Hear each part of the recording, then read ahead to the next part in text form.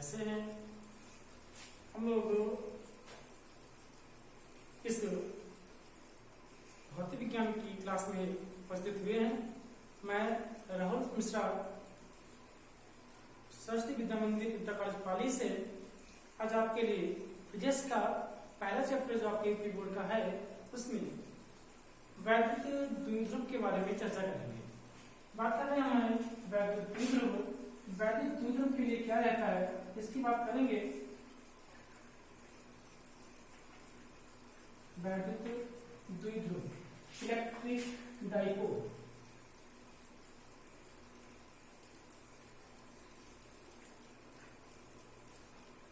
वैद्युत द्विध्रुव अर्थात इलेक्ट्रिक डाइपोल। इलेक्ट्रिक डाइपोल होता क्या है? हम ये बात जानते हैं कि कोई भी तत्व होता है, जैसे HCl की बात कर लेते हैं कि हाइड्रोक्लोरिक अम्ल है,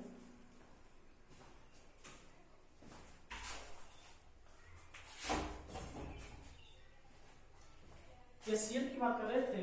हाइड्रोक्लोरिक अम्ल है या Cl को जब इसे टूटता है तो H प्लस में और Cl माइनस में टूटता है, अर्थात जितना H पर प्लस होता है ठीक उतना ही Cl पर माइनस आवेश होता है। हम एक बात और करते हैं कि जैसा कि कोई भी तत्व इस प्रकार से डिवाइड होता है तो जितना उस पर धनावेश होता है उतना ही ऋणावेश होता है, तो ये क्या होता है, ये वैद्युत द्विध्रुव कहे जाते हैं। अर्थात वैद्युत द्विध्रुव क्या होगा? वैद्युत द्विध्रुव एक ऐसी व्यवस्था जिसमें किसी भी दो बिंदुओं पर बराबर और विपरीत प्रकार का आवेश उपस्थित होता है, बराबर और विपरीत प्रकार का आवेश उपस्थित हो और उनके बीच की दूरी बहुत न्यूनतम, बहुत अल्पतम, ठीक माने नहीं बोलेंगे तो जिनके बीच की दूरी न्यूनतम होती है और आवेश एक दूसरे के बराबर एवं विपरीत होते हैं, ऐसी जो व्यवस्था होती है वो व्यवस्था हमारी वैद्युत द्विध्रुव कहलाती है। हम बात कर रहे हैं किसी से बात करें नाभिक के लिए, जो तत्व के लिए अणु की बात कर रहे हैं। किसी भी कोई अणु है, उस अणु में जो नाभिक का जितना धनावेश होता है, कोई नाभिक लेते हैं, नाभिक का संपूर्ण धनावेश उसके केंद्र पर उपस्थित होता है, ठीक उतना ही इलेक्ट्रॉनों का संपूर्ण ऋणावेश क्या होता है, ये यहाँ पर इलेक्ट्रॉन होंगे, इलेक्ट्रॉनों का संपूर्ण ऋणावेश उसके नाभिक पर ही उपस्थित होता है। इसलिए संपूर्ण नाभिक का संपूर्ण धनावेश, इलेक्ट्रॉनों का संपूर्ण ऋणावेश दोनों एक दूसरे के समानुपाती होते हैं, एक ही बिंदु पर होते हैं। इसलिए क्या होगा, हमारा जो केवल इसलिए किस बात किया जाए तो परमाणु होगा वो संपूर्ण परमाणु उदासीन होता है, अर्थात वो एक वैद्युत द्विध्रुव नहीं होता है। परंतु एक बात, अभी ये वैद्युत द्विध्रुव नहीं है, लेकिन अगर इसे क्या करें, किसी परमाणु को वैद्युत क्षेत्र में ले जाते हैं तो वैद्युत क्षेत्र में ले जाने पर क्या होगा, ये इन इलेक्ट्रॉनों का संपूर्ण ऋणावेश और इनका धनावेश ये एक बिंदु पर न रहते हुए दोनों एक दूसरे के अलग हो जाते हैं। जब अलग हो जाते हैं, बिंदु अलग बन जाते हैं, तब क्या होता है, तब हमारा परमाणु क्या होगा, वैद्युत द्विध्रुव की भांति कार्य करता है, अर्थात उस समय ये वैद्युत द्विध्रुव बन जाता है। तो वैद्युत द्विध्रुव क्या है? वैद्युत द्विध्रुव की मात्रा है तो एक ऐसी व्यवस्था है, एक ऐसी व्यवस्था जिसमें कोई दो आवेश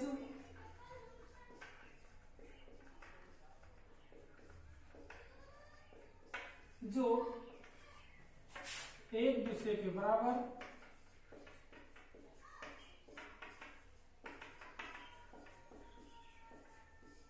एवं विपरीत प्रकार के होते हैं, विपरीत प्रकार में ध्रुवता के होते हैं,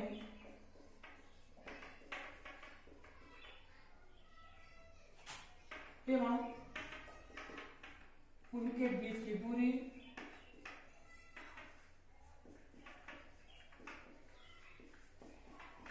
अंतरतम होती है।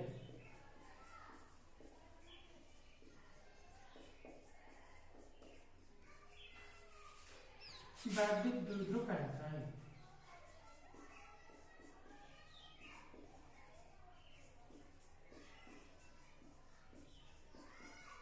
ये हमारा क्या है, वैद्युत द्विध्रुव। मानते हैं कि कोई एक आवेश हमारा यहाँ पर है, ये बिंदु ए है, ये बिंदु यहाँ पर बी है, इस पर आपका प्लस क्यू आवेश है, इस पर माइनस क्यू आवेश है, तो ये कैसे होंगे, वैद्युत द्विध्रुव होंगे। कब, जब इनके बीच की दूरी जो है वो न्यूनतम हो। न्यूनतम हो इसका मतलब इतनी कम हो कि अगर इस माइनस की दूरी यल है तो यल इतनी कम हो कि इसे आप माप सकते हो, लेकिन उसको बहुत कम है, मान ली 0.2 में होगी, सबको 0.1 है, तो इसको 2 गुना कर दें तो क्या होगा, तब इसे नाप पाए। यल को नाप पाना मुश्किल है, इसको ना माप पाए, उसको 2 गुना कर दें तब इसकी किसे कैलकुलेट कर पाएंगे, इतनी वैल्यू न्यूनतम है। तब ऐसी संरचना होगी, व्यवस्था होगी, ऐसी व्यवस्था को क्या बोलेंगे, वैद्युत द्विध्रुव कहते हैं। ये हमारा वैद्युत द्विध्रुव है। इस वैद्युत द्विध्रुव के लिए किसी बिंदुओं के लिए हम वैद्युत क्षेत्र की तीव्रता की बात करेंगे तो क्या होता है, आइए इसे देखते हैं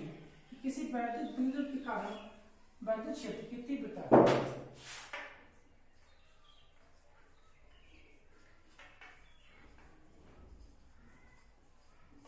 किसी वैद्युत के कारण वैद्युत क्षेत्र की तीव्रता,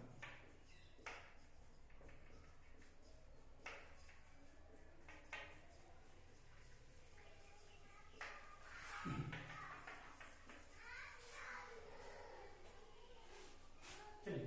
किसी वैद्युत द्विध्रुव के कारण वैद्युत क्षेत्र की तीव्रता की बात करते हैं, इलेक्ट्रिक करंट की बात करते हैं, intensity of electric current due to electric field in any electric dipole. क्या होगा, आइए इसे देखते हैं। तो मानते हैं कि कोई एक वैद्युत द्विध्रुव है, इसको आप निकालने के लिए इसकी 2 कंडीशंस होती हैं। एक पहली कंडीशन है अच्छी स्थिति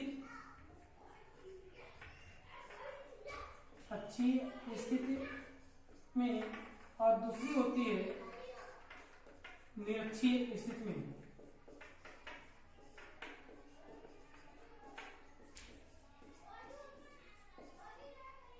हम पहले अपनी कंडीशन की बात करेंगे अच्छी स्थिति में। इस वीडियो में हम आपको अच्छी स्थिति में वैद्युत क्षेत्र की तीव्रता के बारे में बताएंगे कि अच्छी स्थिति में वैद्युत क्षेत्र की तीव्रता क्या होती है, ये देखिए। मान लेते हैं कि कोई एक वैद्युत द्विध्रुव है, यहाँ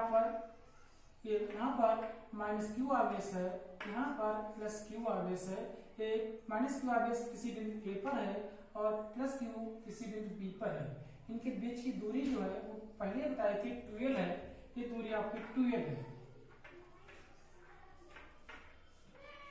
यदि इसके अक्ष में, किस अक्ष में रखा है, किस अक्ष में, x अक्ष में है, यदि इसके अक्ष में क्या हुआ, एक बिंदु मानते हैं P है,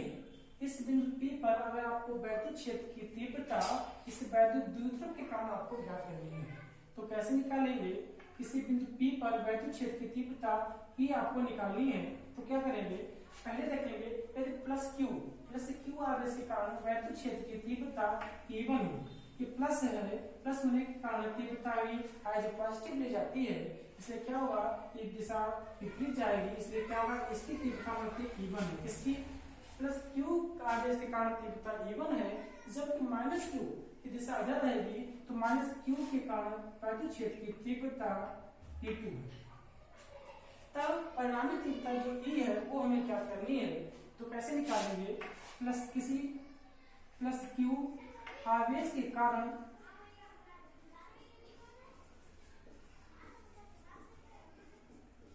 बिंदु P पर वैद्युत क्षेत्र की तीव्रता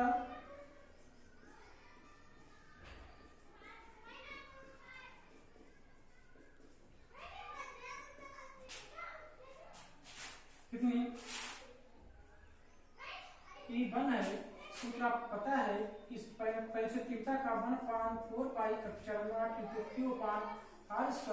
इस प्रकार होता है। तो क्या होगा, यदि ऐसे माध्यम उपस्थित है जिसका परावर्तनांक K हो, तो क्या होगा, देखते हैं बिंदु P पर आपको तीव्रता निकालनी है, किसके लिए निकालनी, प्लस क्यू के लिए।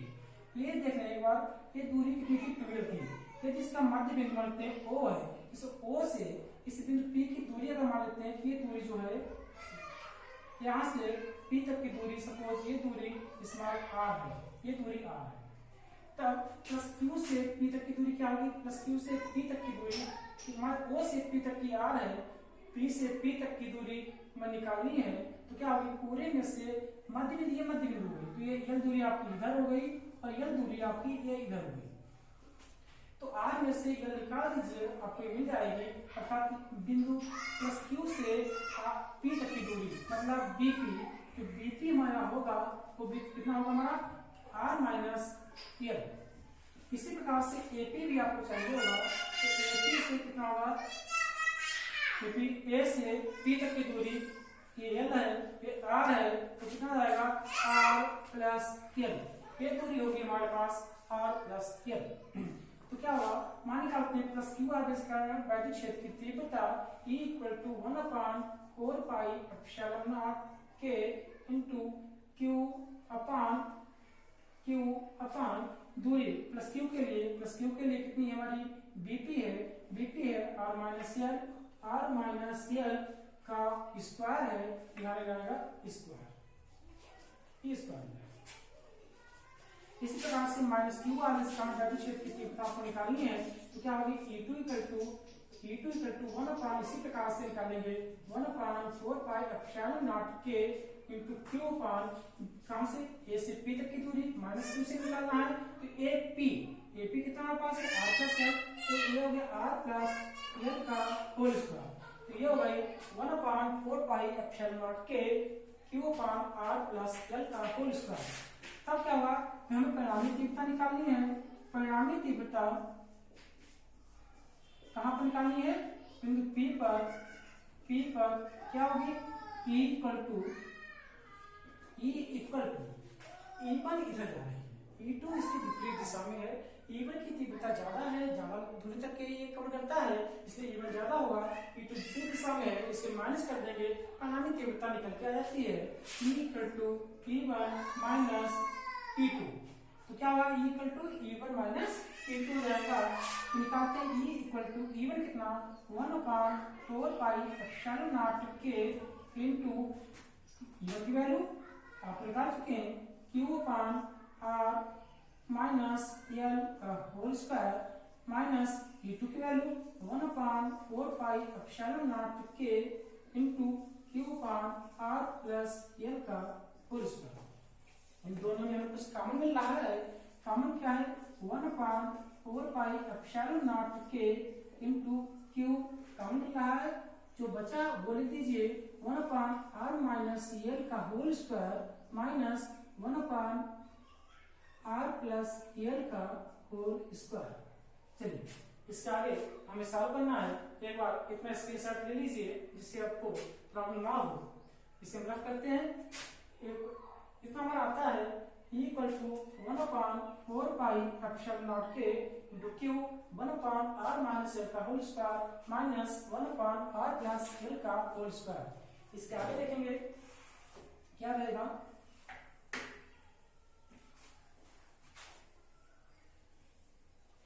यहां तक हम आपको निकाल चुके हैं, तो क्या होगा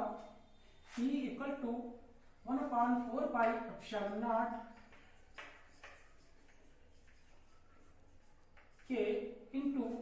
Q पहले से था, इसे सॉल्व कर देंगे, हर की से गुणा करेंगे, डिनोमिनेटर में r माइनस L का whole square r plus whole square cross multiply r plus L का होल स्क्वायर माइनस लगाएंगे r माइनस L का होल स्क्वायर। सॉल्व कर लीजिए E equal to 1/4 pi epsilon not के इनटू Q, सॉल्व करेंगे, इसे हल कैसे करेंगे r minus L r plus L, फिर r minus L r plus L, break कर दिया r माइनस L का होल स्क्वायर हो जाएगा, r प्लस L का होल स्क्वायर हो जाएगा, ब्रेक कर दिया, इसे सॉल्व कर देंगे, a प्लस b के होल स्क्वायर से खोलेंगे, हमें पता सूत्र है a प्लस b का होल स्क्वायर क्या होता है a square plus b square plus 2ab। इस फार्मूले को अप्लाई करेंगे तो क्या होगा r square plus l square plus 2rl minus अगले ब्रैकेट में इसे सॉल्व करेंगे a माइनस b के होल स्क्वायर से a square plus b square minus 2ab, इस फार्मूले का यूज करेंगे तो क्या आ जाएगा, ए स्क्वायर मतलब r square plus l square plus 2rl, इतना आ जाता है। आगे सॉल्व करें, e equal to 1/4 pi epsilon not के इंटू क्यू,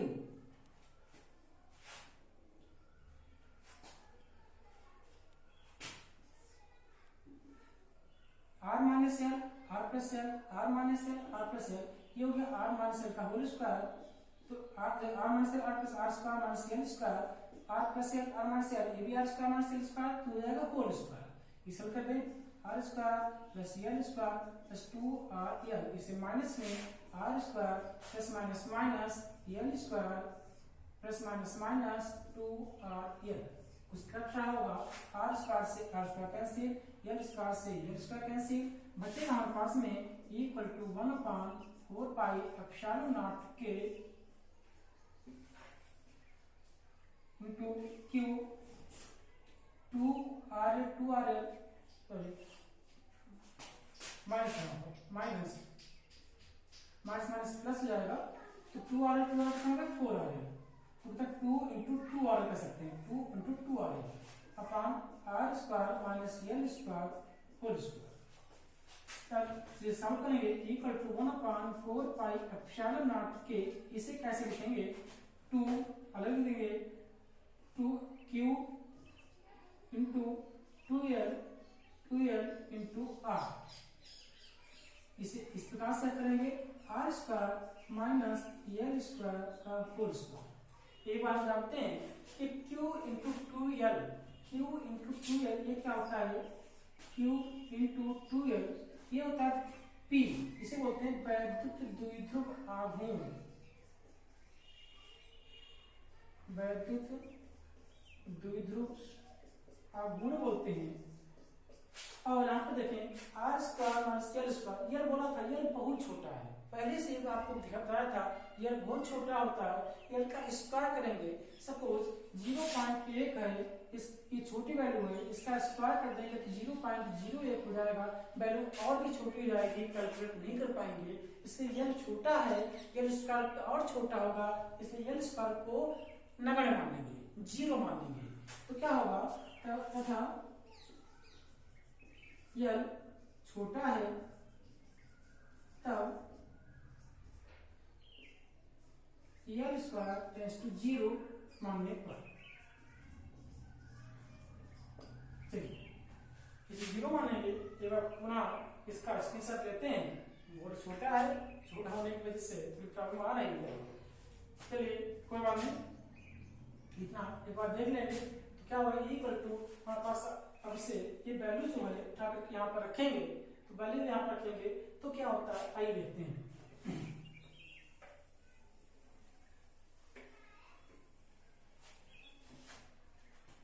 क्या होगा, E equal to 1/4 pi epsilon not के into 2q into 2l, q into 2l बता चुके हैं, p होता है वैद्युत द्विध्रुव आघूर्ण होता है, into r upon r square minus 0 का whole square, E equal to 1/4 pi epsilon not के 2pr अपॉन आर स्क्वायर का square r power 4, E equal to 1/4 pi epsilon not के, इसी साल में 2pr अपॉन r पावर 4 है, इसलिए r cube into r power 4 होता है, r कट जाएगा, E equal to 1/4 pi epsilon not के into 2p upon r cube, ये जो फार्मूला आता है ये किसका होगा, वैद्युत क्षेत्र की तीव्रता अच्छी स्थिति में मात्रा क्या होगा, न्यूटन प्रति कूलम। अगर ये माध्यम तब यथार्थ माध्यम परावैद्युत माध्यम था, निर्वात की बात कर लेते हैं, तो निर्वात के लिए k का मान 1 होता है,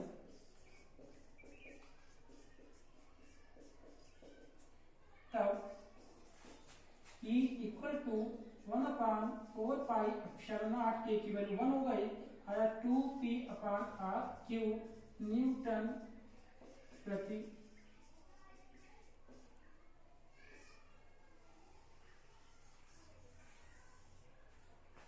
E/R⁴।